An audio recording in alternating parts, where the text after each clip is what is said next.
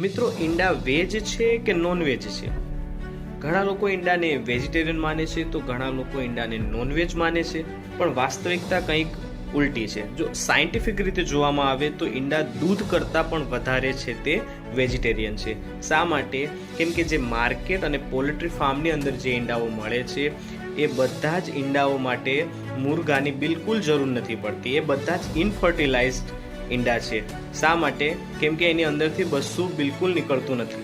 અને બીજી બાજુ જોઈએ તો દૂધ માટે ગાયને અથવા તો ભેંસને વારંવાર પ્રેગ્નેટ કરવામાં આવે છે, જ્યારે પોલ્ટ્રી ફાર્મની અંદર જે પણ મુર્ગીઓ ઈંડા મૂકતી હોય છે એને મુર્ગાથી બિલકુલ દૂર રાખવામાં આવે છે. એનો મતલબ એ થયો કે જો તમે ઈંડા ખાશો નહીં ને તો પણ મુર્ગી તો ઈંડા આપવાની જ.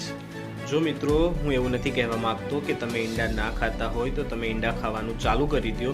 હું બસ એ સમજાવવા માંગુ છું કે ઈંડા પણ લગભગ દૂધની જ કેટેગરી